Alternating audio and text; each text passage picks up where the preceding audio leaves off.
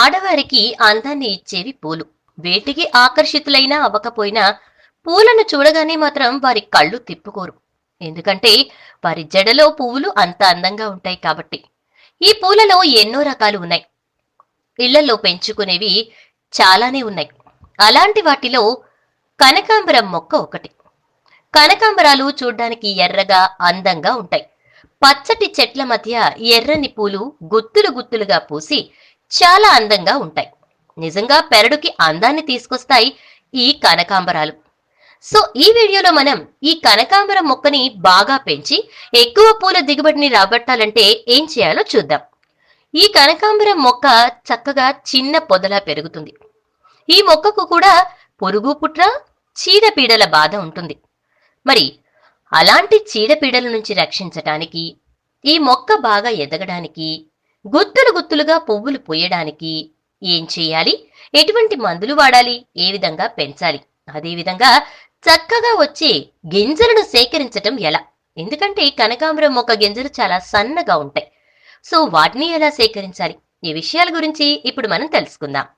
ఈ కనకాంబరాలలో 3 రకాల పువ్వులు ఉన్నాయి. అంటే 3 రంగుల్లో ఈ కనకాంబరాలు మనకి దొరుకుతాయి. ఒకటి ఎరుపు, 2 పసుపు, మూడవది ఆరెంజ్ కలర్లో ఈ కనకాంబరాలు మనకి దొరుకుతాయి. కనకాంబరం మొక్క విత్తనం ద్వారానే కాకుండా కొమ్మ ద్వారా కూడా పెరుగుతుంది. ఏదైనా మంచి కనకాంబరం మొక్కను చిన్న ముక్క తీసుకొచ్చి దాన్ని భూమిలో పాతి కావలసిన పోషకాలు అందిస్తే చక్కగా గుబురుగా పొదలాగా పెరిగి గుత్తులు గుత్తులుగా పువ్వులు పూస్తుంది. కనకాంబరం మొక్కని నాటేటప్పుడు నల్ల మట్టిలో నాటడం చాలా మంచిది.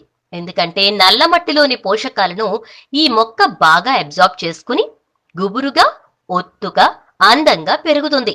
అన్ని మొక్కల్లానే ఈ మొక్కకి సూర్యరశ్మి కావాలి, కానీ నీడలో ఉంటే ఈ మొక్క చనిపోతుంది. కాబట్టి పెరట్లో బయట ఎండలో పెరిగేలాగా ఈ మొక్కని మనం అమర్చుకోవాలి. కనకాంబరం మొక్క పొడుగ్గా ఈనెలుగా పెరుగుతుంది. అలా పెరిగినప్పుడు ఇది గుబురుగా అనిపించదు, అందంగా ఉండదు. అదేవిధంగా ఈదురుగాలులు వర్షాలు వచ్చినప్పుడు త్వరగా పడిపోవడానికి ఆస్కారం ఉంటుంది. సో ఈ మొక్క కొద్దిగా ఎదిగిన తర్వాత కత్తెరతో దీన్ని కత్తిరించడం ద్వారా గుబురుగా పెరగడానికి, ఒత్తుగా పెరగడానికి చాలా సహాయపడుతుంది.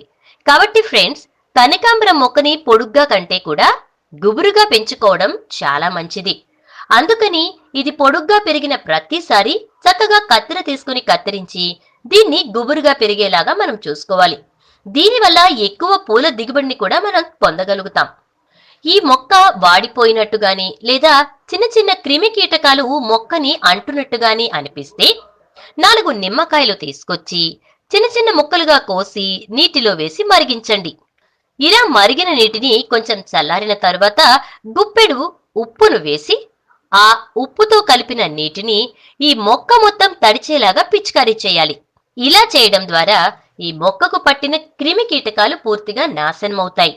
ఇదే కాకుండా వేప ఆకులను తీసుకొచ్చి నీటిలో వేసి మరిగించి చక్కగా స్ప్రే బాటిల్లో పోసుకుని ప్రతి ఆకుకు ఈ ద్రవం పట్టేలాగా స్ప్రే చేసుకోండి. దీని ద్వారా కూడా క్రిమి కీటకాలను మనం తరిమి కొట్టొచ్చు. ఇలా చేయడం ద్వారా సాలి గూడు పట్టడం గాని, సాలి పురుగు ఈ మొక్కల దగ్గరికి రావడం గాని, చీమలు, చిన్న చిన్న క్రిమి కీటకాలు ఈ మొక్క దరికి చేరకుండా ఉంటాయి. ఎందుకంటే వేపలో ఉండే చేదు వీటిని ఈ మొక్క దరికి చేరనివ్వకుండా సహాయపడుతుంది. మనం తినేసిన అరటి తొక్కలను చిన్న చిన్న ముక్కలుగా కోసి ఈ మొక్కకు ఎరువుగా వేయొచ్చు. మనం తినే దానిమ్మ, యాపిల్, నారింజ ఇలా ఏ పండు తిన్నా గాని వాటి తొక్కలను చిన్న చిన్న ముక్కలుగా కత్తిరించి ఈ మొక్క మొదట్లో వేయడం వలన ఈ మొక్కకు అవి చాలా బాగా ఉపయోగపడతాయి.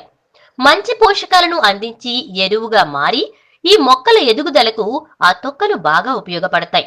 కోడిగుడ్లను ఉడకపెట్టి ఆ నీరు చల్లారిన తర్వాత పెంకులతో సహా ఆ నీరుని ఈ మొక్కలకు పోయటం వల్ల మంచి పోషకాలు మొక్కకు అందుతాయి. బియ్యం కడిగిన నీరు లేదా బియ్యం వార్చిన గంజి చల్లారిన తరువాత ఈ మొక్కకు పోయటం వల్ల మంచి పోషకాలు అంది ఈ మొక్క పచ్చగా ఎదగడానికి సహాయపడతాయి. ఎక్కువ పూల దిగుబడిని ఇస్తుంది. అందమైన పూలను గుత్తులు గుత్తులుగా పూస్తుంది. నిజంగా కనకాంబరం దండ పెట్టుకుంటే ఆడవారి జడ ఎంతో అందంగా ఉంటుంది. ఈ మొక్క యొక్క విత్తన సేకరణ ఎలాగో చూద్దాం. ఈ మొక్కకి పూలు పూసిన గుత్తులకు 4 అంగుళాల పొడవు వరకు విత్తనాలు కాస్తూ ఉంటాయి. వాటిని తీసుకుని ఎండలో బాగా ఆరపెట్టాలి. ఇలా 4 రోజులు ఎండలో ఎండబెట్టాలి. అప్పుడు విత్తనాలు ఉంటాయి. అప్పుడు విత్తనాలు వస్తాయి. అలా వచ్చిన విత్తనాలను ఒక రోజంతా నీటిలో నానపెట్టి తరువాత భూమిలో పాతుకోవడం ద్వారా చిన్న చిన్న మొక్కలు మొలుస్తాయి. ఇలా మొలిచిన మొక్కలను అక్కడి నుంచి తీసి మనకు ఎక్కడైతే ఈ పాతును పెంచాలనుకుంటామో అక్కడ వాటిని పాతుకోవాలి. చూసారుగా ఫ్రెండ్స్, కనకాంబరం మొక్క ఎలా పెంచాలి, ఎటువంటి పోషకాలను అందించాలి, అదేవిధంగా పురుగులు దరిచేరకుండా ఎటువంటి మందులను వాడాలి అనే విషయాలను తెలుసుకున్నారు కదా.